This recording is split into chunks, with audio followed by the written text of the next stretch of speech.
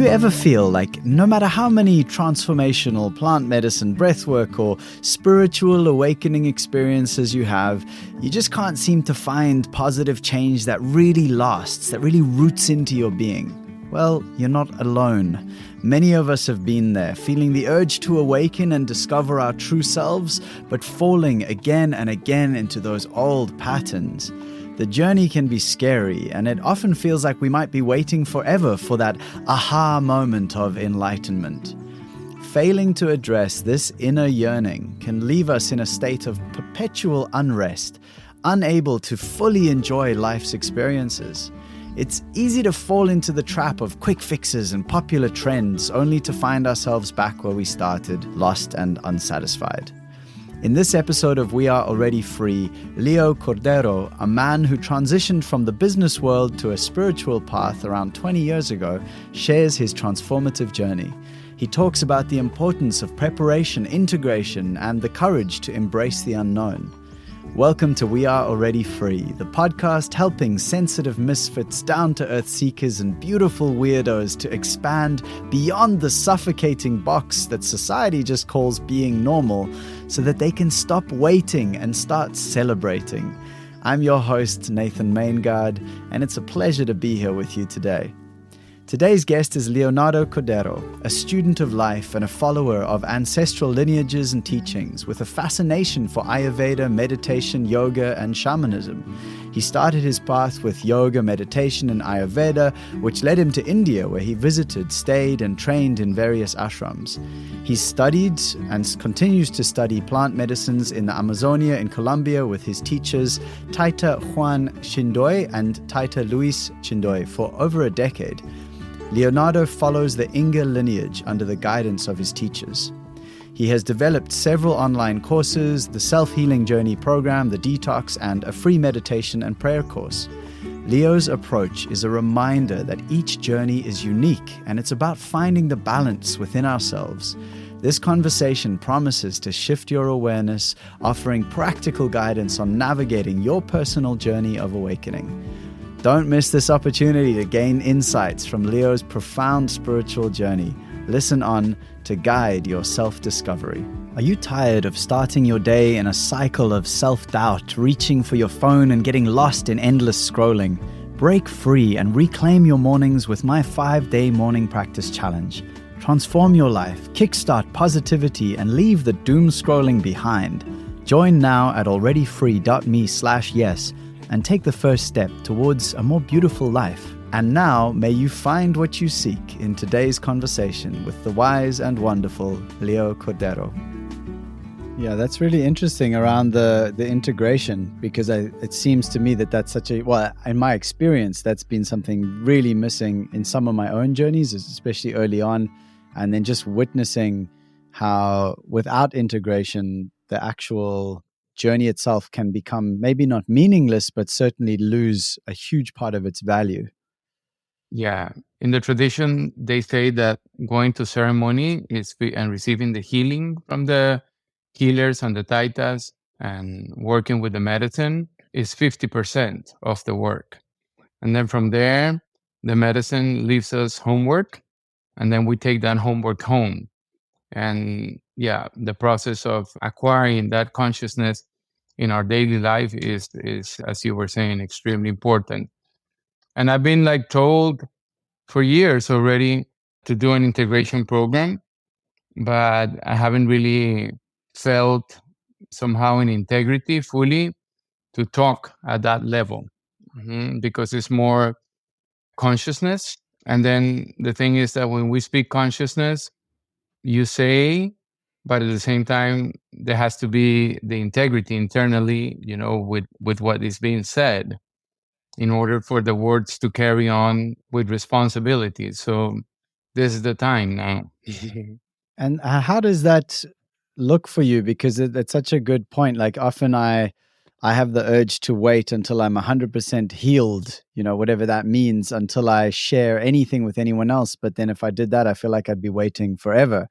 So how have you balanced that internal sort of cohesiveness with the actions that you take and the medicine work and all these other things that we're going to get into? But how have you balance that with then sharing and supporting others on those kind of journeys, whether that's with yoga or plant medicines, etc.? Hmm. Well, in the traditions, the Taitas say that the healers, they must have their home in order, which means that everything is kind of in place. There is a level of peace and with the relationships and the amount of presence that the person is able to carry on a day-to-day life and within the challenges themselves as they arise in life. So from there is where one starts feeling, that something is being said or shared, and then we feel that part of the wisdom is already kind of like downloaded and working in the system. Hmm. So we measure, or at least myself, with the challenges of life. Hmm. The medicine will continue always doing work and changing and shifting things because it's eternal and infinite. Although there's a sense of tranquility and peace that can be felt.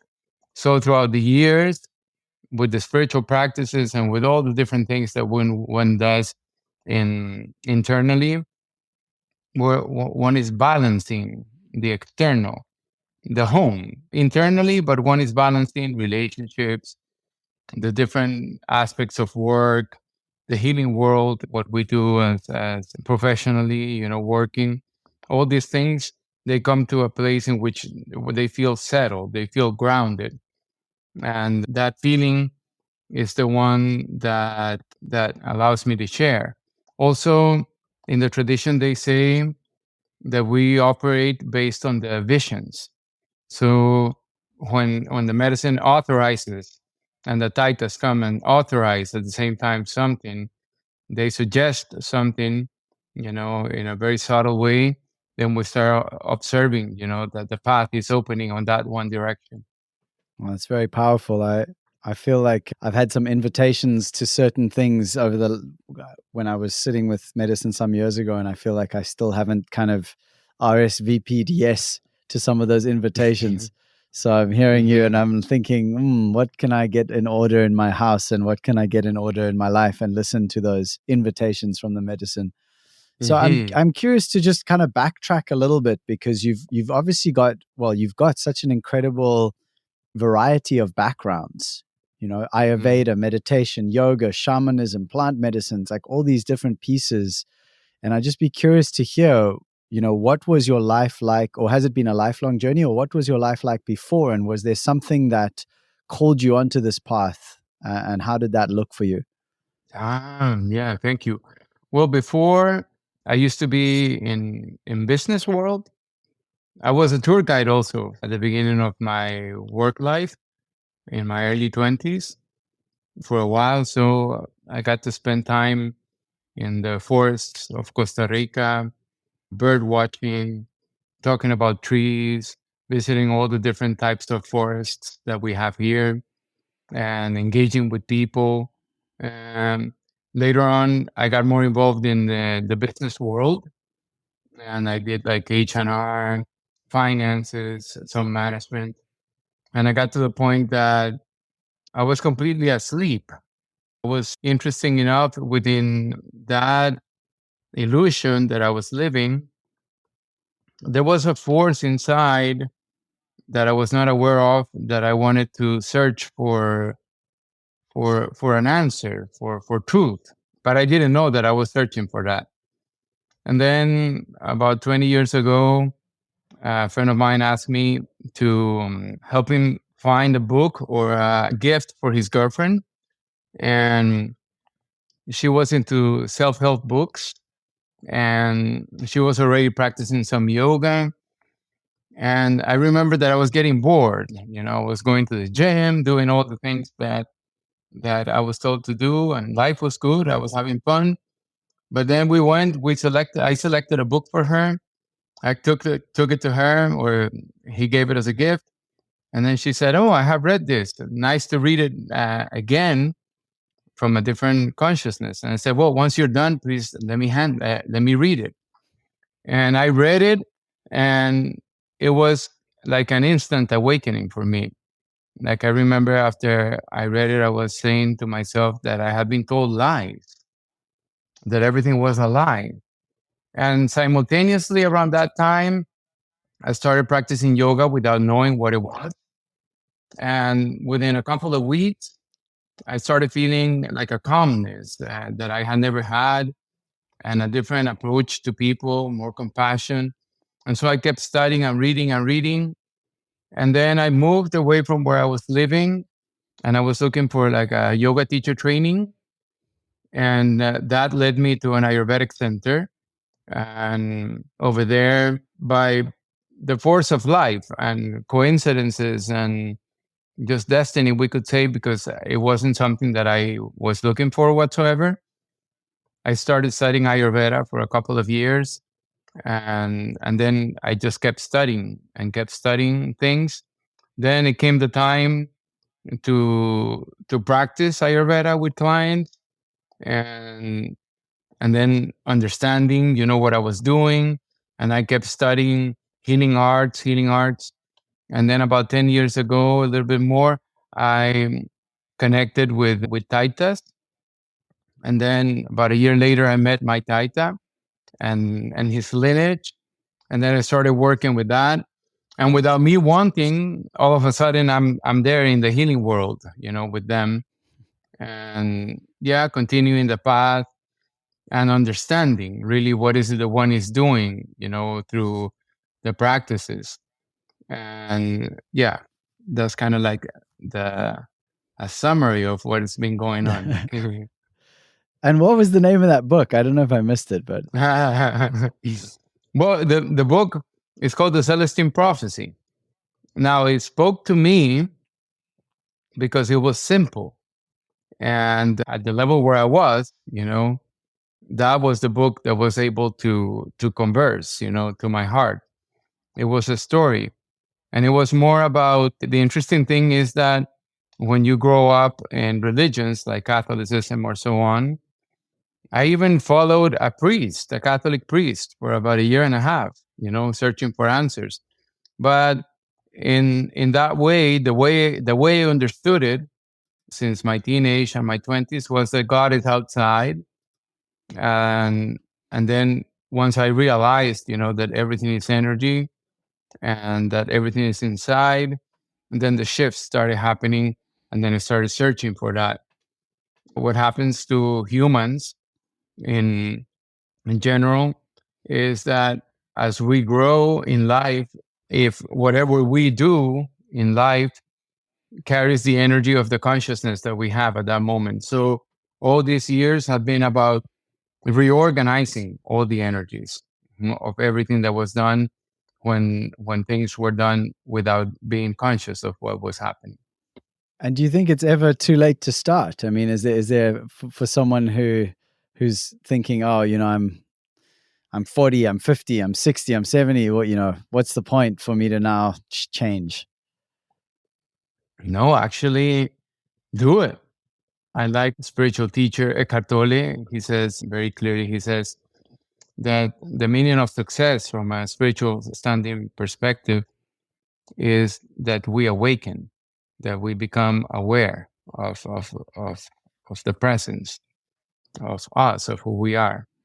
So even if life has been a failure from the perspective of society, that if all that led to an awakening, then it's a successful life. So absolutely, awakening is the mission of all of us humans. And really, awakening is just understanding that we are not the thought, we're not the story that we tell ourselves, through our thinking and through all the wounds and traumas and so on. And that's why it works so well to go drink some medicine, because it's an instant approach, to that, like all of a sudden we become aware of ourselves, that really everything is us. And that's a beautiful thing, right there, everything transforms. And in terms of what we were talking about a little earlier around integration, Is there a simple way that someone could understand what that means, like preparation and integration? Because I think a lot of people now have a clear, they go, oh, plant medicines, I can sacred mushrooms or ayahuasca, I can go sit with the medicine and that's going to heal me and it's all going to be better. And I think that often that people get themselves in a bit of trouble without knowing more or the context of what that might mean or what they might need to bring as well for that. And I'd just love to hear you speak to that. Yeah, I used to be in that position, thinking that, okay, this ceremony is going to change everything. For some people, it could change everything. One ceremony, I have seen it. All of a sudden is an incredible shift. For other people, it takes time. The preparation is about lightening the load in the physical body. So if the physical body is heavy with toxins, so it's best to use a lighter diet, maybe reduce heavy meats, maybe reduce things that are complicated to digest, for example, or heavy food combinations, reducing dairy products because those have a little bit more congesting nature, reducing like chemicals, reducing processed foods and so on, and lightening up, the load that comes from the food. That's one. Maybe, if the person is up for that, maybe doing slight detoxification or cleansing of the GI tract. And then emotionally or mentally, the preparation could be just calming down the thought, calming down the story and focusing a little bit more on what the person wishes, say we call it intention, but just focusing a little bit more on that. And I would put my intention or during the preparation time in faith, in connecting, with faith, a feeling of trust. That's a good thing, when we come to a ceremony. And also doing the best possible, for some people it's very hard, but doing the best possible to reduce on addictions, observing them, and not being so codependent with those things. Kind of reducing the codependency with everything. But it's hard, at the beginning, because for many people, they don't even understand what this means. But another way of seeing it also is spending more time in silence, spending more time with themselves, maybe even exercising, walking in nature, practicing sports. If the person cannot practice any sports, maybe just walking, spending time in silence, and allowing the energy to just flow as they prepare to go to the ceremony. And then integration, for it also depends on the person.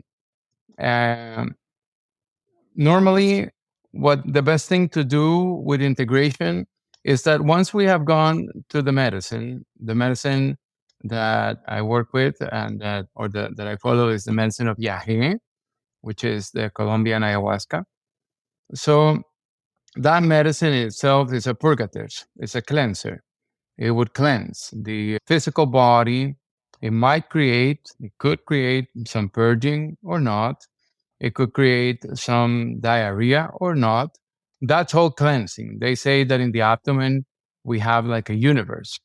And in this universe is where we put emotions, where we hold on to things in the different organs that are very alive and very powerful, the different organs. And so the medicine is cleansing there. Simultaneously, it will also cleanse the thought. It will also cleanse the emotion. And as that cleansing is happening simultaneously, the wisdom arises, the understanding arises. So when we go back home, during the medicine, we get to experience in something that is called the sacred drunkenness. During the medicine, in that sacred drunkenness, we experience divinity. We experience a very deep silence. Almost every person does. And if it doesn't happen, it's okay also, it's always good. So when we go back home, what we need to do is to replicate that silence and also take it easy for at least 3 weeks, take it easy with ourselves and allowing everything to kind of like settle At the beginning, it could be a little bit like traumatic. I wouldn't say that. It's more like heavy, We have to go back home. There's the commuting, there's work, there's relatives, everything. There's the plans, there's the mind bombarding. So we need to find spaces in which we come and we search for maybe the homework the medicine brought was to forgive. So we use proper prayer to forgive, adequate prayer that will take us there. We start finding silence maybe through meditation. We start simplifying our diet so our digestive system gets stronger. We start observing life, and we start understanding that it's important to be present with ourselves internally. We start gaining more responsibility of ourselves gradually, little by little. It's about increasing the presence, the awareness of the present moment through practices. Anyhow, it's going to be like this, it's going to be oscillating. At some moments, we're going to be like completely taken over by the thoughts and by the stories. But then we can find those spaces in which we create, like a little bit of awareness over ourselves. And in that way, gradually that presence starts growing even faster. And we start becoming aware as we go out and live life that one fear, that one reaction, that one trauma is no longer there, that the medicine did heal it. And so we start working and operating in that way. And we use other things, the ones I mentioned are like meditation and prayer. We could use sweet baths, we could use bitter baths, with our more shamanic. Exercise is very good. A good diet, we continue with a good diet and we start feeling better gradually and stronger and more empowered. So the message of the medicine is always empower yourself, like embrace yourself. Who is it that you are? Start feeling it. Start feeling it. Mm-hmm. And what is it that you think in terms of, because my experience, and I know it's a common one, but actually one of the things in my life that at times blocks me from moving forward, or that I allow to block me from moving forward, is fear. Is that when I have the opportunity to now come to, I sit with ice baths a lot and I love them. And every time I come to stand next to the ice bath, I get very scared. I think, oh, I don't want to do this. This is terrible. But it's even more so with the ayahuasca, like where that medicine is such a big commitment. But every time I have sat with the medicine with good sitters, with good facilitation, good spaces, I have been so grateful that I was brave enough. But what is that fear about? Why be afraid of something that is so beautiful? The thing is that the fear is always going to be there. There's a world champion surfer, many times, many years world champion. And he says that every time he goes out to surf, that there's fear there. It's just there. I like surfing also. And every time I go, you can feel it. When you go in an ice bath, I have the same feeling. And with the medicine, it's like that also, because there's a part of us, that naturally we don't want to die. Sometimes we feel, okay, if I'm going to go into this ice bath, like I might die. There's a fear of dying. With the medicine, the one that is more fearful of dying is the ego.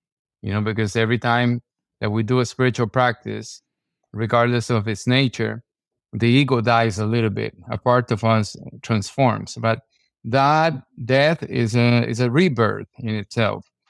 So it is said in the spiritual traditions that to find peace, one has to be courageous. To find joy, one has to be courageous. To open a path, a business or this podcast, one has to have courage in there. It's natural that the fear is there collectively, is there, we feel it, but the courage is a spiritual trait. It's a very valuable spiritual trait. So we always have to tap into it, and we go in steps. For example, this surfer I'm talking about, he goes and surfs waves that are 30 meters tall, but that's where he's at. That's what triggers his fear. But for me, 2 meters is already fearful. See? So we Yeah. are where we are. Uh-huh. But that's the reason why I said that during the preparation, faith is good. Uh-huh. Faith is Mm, trust. Because when we go and we commune with taitas and we commune with the medicine, what we're doing is we're communing with nature. Mhm. So the faith over there goes to nature. And why nature? Because we are natural beings, we're beings of nature. And that's the part that we have lost in a way, that we got disconnected from. So faith, trust that, and that's why it's also important to work with a good lineage, because then all doubts are moved away. We're like, okay, yeah, these people are good, and yeah, let's just go there and surrender. Surrendering is also the acceptance of the process of life. The fear also comes and arises from wanting to control everything around us, because we want to keep ourselves safe. But also that's where the courage steps forward, and combined with faith, then is a great combination right there. I'm gonna mumble a little bit. mm. What was that you said? You're gonna mame? It's a medicine that, so medicines are plants. Okay? And Mm, the plants, they carry the wisdom of nature. So there's always an intention when the plants are used. Now, in the modern world, sometimes we approach the plants in the same way, for example, that a joint used to be approached. Like that's why the energy of cannabis was brought down, because there was no awareness. There was no ceremony. There was no ritual. There was no prayer behind that.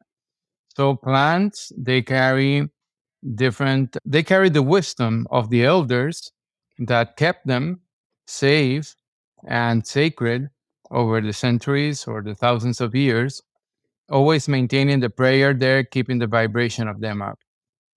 This medicine I was using is good for conversation.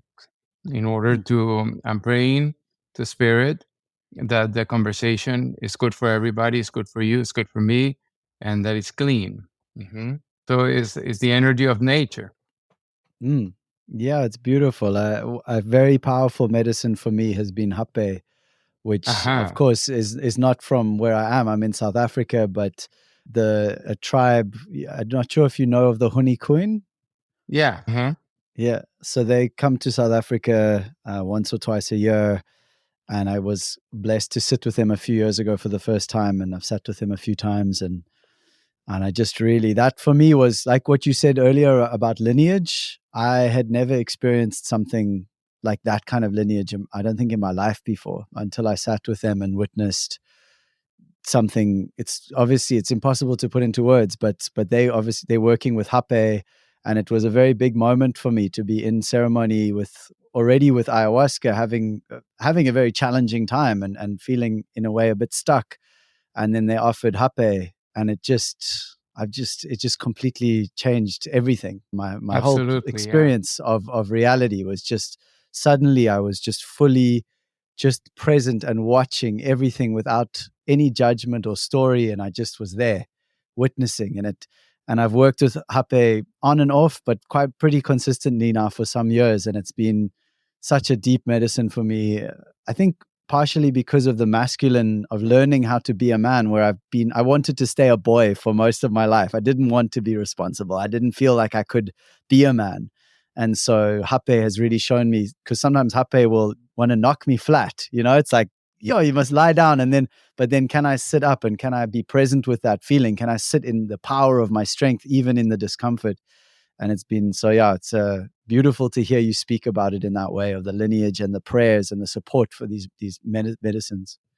So one of the questions I have a lot, and I think about a lot, is that in this modern culture of ours, with our machines and even how we're talking now, there's computers and technology and internet and satellites and all of these things, how does this intersect with the practices that you teach and that you practice yourself, the plant medicines, the yoga, the Ayurveda? Like, how do these two become friends? Or is there, what direction are we going in as humanity? I'm just curious to hear your thoughts on that. Hmm. Yeah, there could be two sides to everything. Even the medicines themselves. Right? One side could be that we find the goodness of it. For example, this conversation that we're holding. You're in South Africa, I'm in Costa Rica, and we're holding a complete conversation here, and everybody's going to be able to listen to this. The good thing now in this time is that everything is out there. All information is out there now. Even sacred lineages or secret lineages and teachings are out there, and they're all accessible for all of us. The downside could be that we could get lost in the technology, particularly, for example, the phone, social media. If we start working too much with it or getting too involved in it, then we disconnect from our consciousness. We lose consciousness right there. What that means is that we're no longer observing, we're no longer present, and it's kind of like taken by the machine. And so people are using it a lot to numb themselves and and and to not take responsibility of what's going on. They are just acting like at the very obligation level. hmm So they're with the phone, and then something needs to be done because there's the obligation of doing it, and so they engage, but they want to come back to the phone, let's say, or the social media. I think the upside of all this and the blessing of all this is that the information is being shared and it's helping us all to awaken, to become present, to understand, to gain the wisdom. Sciences like Ayurveda can be learned online. Yoga practices can be learned online. Meditations can be learned online. Listening to wisdom, from high consciousness spiritual teachers can be learned online. And I would suggest, that that's the way in which we guide the technology, the use of the technology, towards that. For example, the social media, we could flood it with wisdom. We could follow like spiritual teachers. And the more we follow, then our wall is always like wisdom. It's like reading a book. It's like reading quotes of wisdom, and then you start like absorbing. And it's good that people are reading small quotes of wisdom on a regular basis, because when they go and they do the practices, for example, meditation or prayer or plant medicine or so, that's already in there in a very subtle intention, like in a silent intention within them to move into that direction. And then the natural energy is moving forward for us with all the different practices. So that would be the way in which we can commune, with technology. But, I live in the forest, and so it's a silent place by choice. So I do my best to also just spend time with nature, like put the phone away, like leave it there and engage in during my work time, the hours that I'm working, with technology. But then I clean that, and it can be felt, people as they start practicing, they can feel how spending a few hours in front of a computer or so does rearrange the energy in a way that might not be the best. So we do it with work as work, we focus, but then we take our time just to be with ourselves, to sit and practice, as I was saying, all the different things I mentioned before, in order to bring ourselves back into the awareness. But yeah, it's fine. It is what it is at this moment. It is what it is. And you've mentioned a few times about prayer. And I'm very curious about that because prayer is something I have explored just from my own, I came from as a young person, I never understood religions because they all seemed to be saying the same thing, but then arguing about it. Slightly different labels, but then they were arguing about who was right. And so I didn't connect to any. And so because of that, I also didn't connect to prayer. But then in the last few years, I kind of have developed my own prayer that is just mine, speaking to all the different elements and parts of myself and the divinity. And it's been very precious for me. And I'm curious to hear from your experience, what is a if this is a thing, what is a good prayer, and maybe what is like a prayer that's not going to work so well for someone? The way I recommend prayer is, first of all, try to find silence. I recommend meditation. That's why my course is meditation and prayer. All nature, all spirits, everything, the invisible world, we could call it, is there always. And it's always present, it's always connected. And our will is completely respected. So it is said in the tradition that the spiritual world is always there waiting for us to call. So sometimes we are very taken very heavily by thought. And we pray at that moment, Spirit, help me, guide me at this moment. But there's a lot of thought, there's a lot of, the vibration is turbulent, we are energy, the vibration is turbulent due to the thought and the emotion. So that prayer carries that turbulence. Although it can be listened, sometimes it sends this message, but then it sends this other message. And then it sends here, and then it sends there. And then it goes here, and then it goes there. The willpower or the presence, the level of presence is not strong enough for the prayer to be clear enough and connected everywhere, with the silence of our minds and our hearts, our desire is not strong enough because there's all this turbulence. So in that way, what I recommend is, when we're in that turbulence, to silence ourselves down, to quiet ourselves down, maybe a walk in nature, without the phone, without music, just walking and breathing deeply as one goes walking, and being there. And right there, everything starts coming down. And right there, the awareness and the understanding of what we wish to ask in a positive way, in a present moment way, arises naturally, because it comes from within, it comes from that silence. So that's the best way. One prayer that works really well is always forgiveness, forgiving ourselves, whenever we're in the midst of everything, of life or something, challenges. First thing is to, Spirit, please help me forgive myself for everything. And please help others forgive me. Please help me forgive others, now and forever. Thank you. Thank you for assisting me. And that already increases devotion and faith. Mhm. And sometimes in the midst of something, it requires application. It requires that the person applies him or herself regularly towards this one thing, because it took years for something to be built, years of unconsciousness, of non-awareness, to build something, and then it ripened into this particular scenario that is being lived at this one moment. So it requires dedication. It requires dedication and repeating, Spirit is there. Everything, nature is there. We could call it just nature is there with us. We are natural beings, and nature is supporting us in this path of becoming more natural and letting go of the unnaturalness within us. So prayer, is right there. Spirit, assist me, bring me more wisdom, more understanding, more clarity. I invoke clarity. I invoke wisdom. I invoke understanding of this one matter. And then we leave a space. We leave a space and we maintain the faith internally, because we understand that it took years to produce this result over here. And so we are shifting it. We are shifting it. We are shifting it gradually. It's kind of like we're bathing with sweetness. Spirit, bring me sweetness.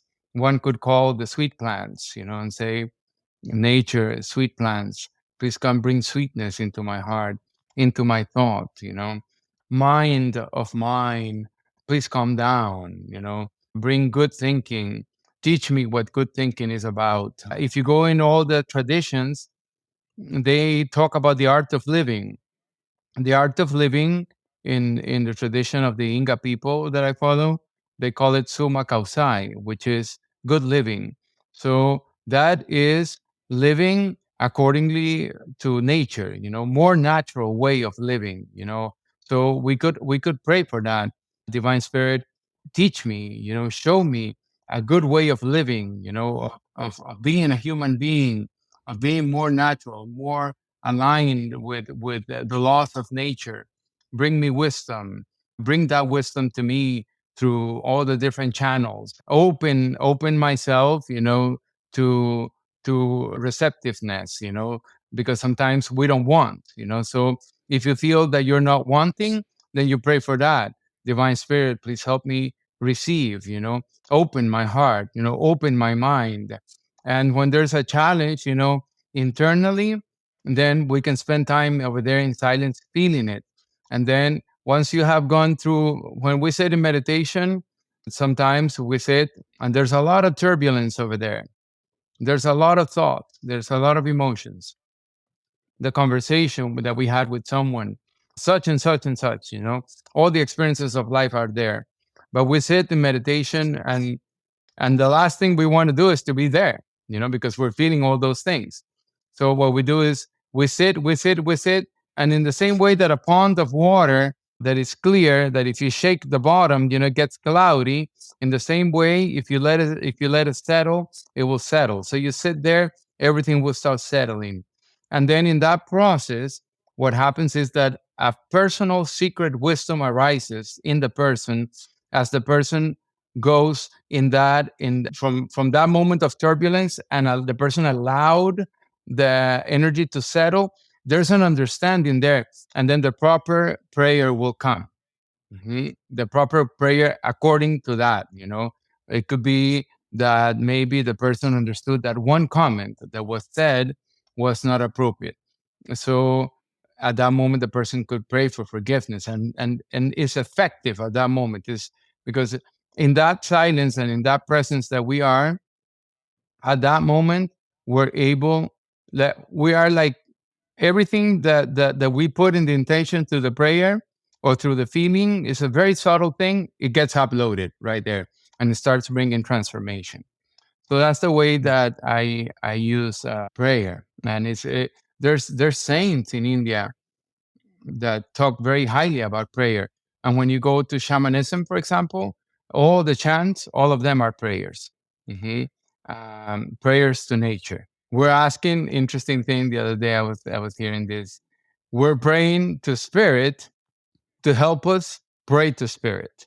It's a very interesting thing. I like it a lot. So many times, Yeah. just to wrap up, many times we don't want to pray to spirit.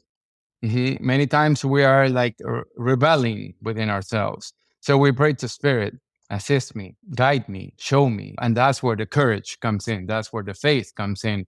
That's where the willingness to transform, to change, to integrate the experiences of the medicines or the practices. We have to always step forward. Yeah, you remind me of one of my earlier guests on the podcast, a man named Kash Khan, who is actually also in Yeah, I know Costa him. Rica. Yeah, yeah. And he said he tells people all the time, just show up. 80% of it is just show up and then surrender. And I love that. It's such a simple reminder of what you've just been saying. Have the courage, at least just when you find that little bit of courage, just show up again. Show up again. Keep showing up and trust the rest.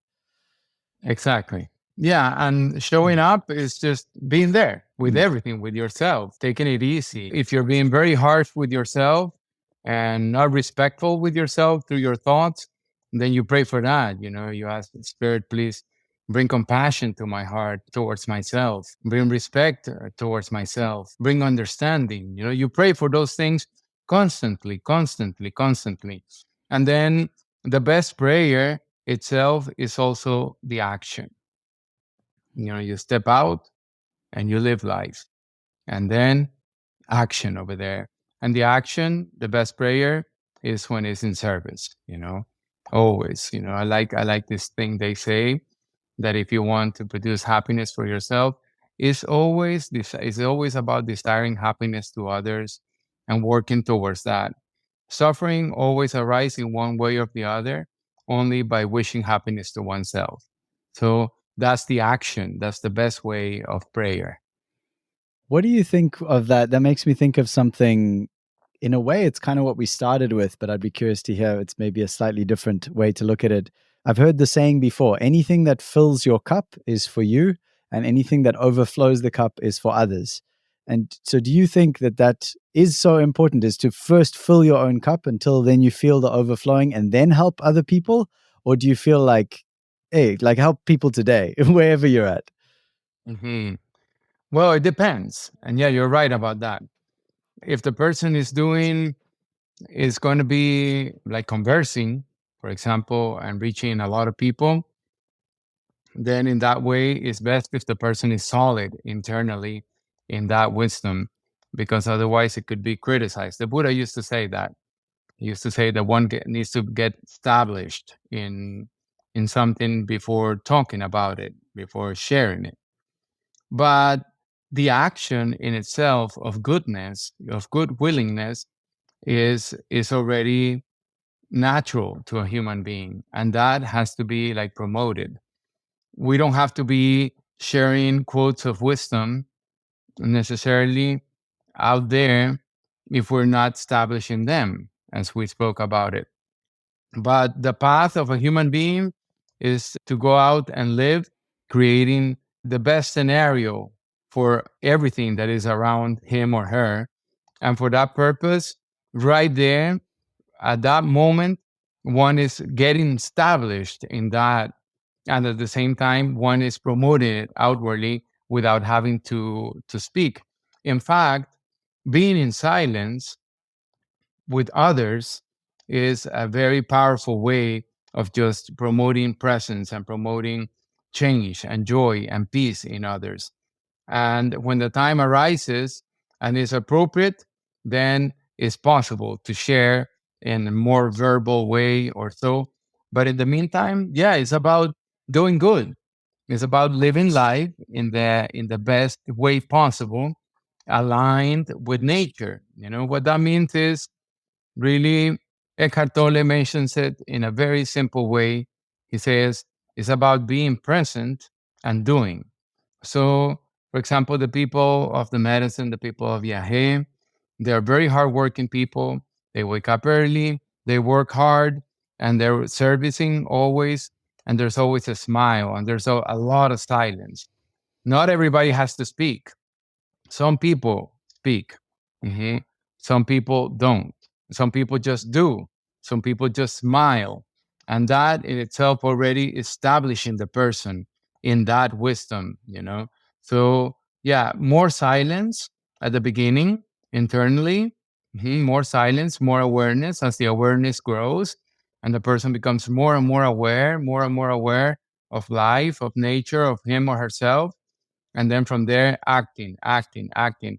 And in that way, in the Vedas from India, they say that as one continues the path, then the proper thought arises, the proper speech arises, the proper action arises naturally. And that's really as we start becoming more and more aware of our nature, of our naturalness, then that in itself is what speaks. In other words, what we're doing is surrendering ourselves fully to spirit, to nature, to the flow of existence in our awareness. The more aware one becomes, the more one becomes only a tool of doing. Well, thank you so much, Leo. It's been just a real pleasure. I have just a few more little things I want to ask you about, but first of all, if someone wants to find your information, I will of course put it in the show notes, but if you want to just share any projects or websites or anything you'd like people to know about. Yeah, they could go to my website, leocordero.com. And over there, my programs are there and they can contact me through there. I offer counseling, I offer distance healing, and I offer Ayurvedic consultations online also, lifestyle consultations. If people wish to organize, life and improve it a little bit more physically, mentally, and emotionally, spiritually. I offer different practices, and guidance on that respect. And if somebody would like to have like a healing, a shamanic healing, I do that also. It's a different type of session. We talk about what's going on with the person, and then we offer a healing, which is a cleansing of the energetic field. And then I have the programs that we mentioned at the beginning, the self-healing journey program, which is a very comprehensive program with a lot of information. The detox, which is more impactful in terms of working right away, to shift things, to recreate oneself. And then I have the meditation and prayer course also, which is right there for everybody to access for free. So I'm also very grateful with you, for the opportunity and the good guidance of your questions, and the good presence, in guiding this podcast in such an effective way. Thank you so much. Oh, thank you, Leo. Well, I have one more question, which I love to ask every guest, and you can sit and allow whatever. But the question is, because obviously the podcast is We Are Already Free. So when you hear We Are Already Free, what does that bring up for you? What that means is that, for me, is that everything is right there. We're free. What is trapping us is the thought, the belief systems. But naturally, we're already there, all of us. And through this sharing, it's easier to understand that, like, okay, yeah, it's right here in my heart, in the way I connect with nature, in the way I connect with myself, my own responsibility. Everything is within myself. And at that moment, freedom arises. We let everything be, as it is. So yeah, it's a very, very good name. I like it. Thank you so much, Leo. Thank you again for coming on and sharing your time with us.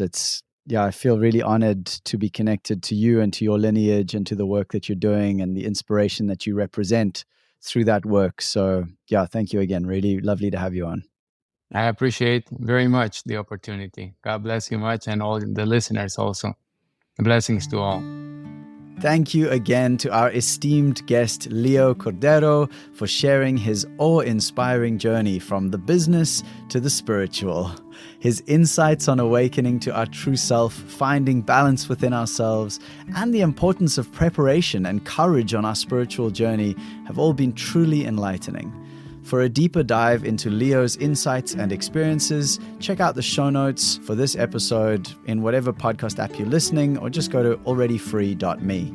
You'll find valuable resources and additional information to support your personal journey of awakening. And of course, thank you to you, dear listener, for tuning in. Your ongoing support and presence makes these transformative conversations possible. I have something special to share with you. If you're one of those people, like if this feels relatable to you, that when you wake up, often you feel groggy and it's a challenge to get out of bed, feeling that heaviness.